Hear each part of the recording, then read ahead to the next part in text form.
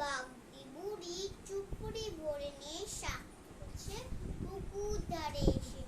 আধার হলো মাথার গাছের তলা, কালিও এলো দিগিরে জল। হাটের থেকে সবাই এলো ফিরে, মাঠের থেকে এলো চাষির দল। মনে কর না উঠলো সাজে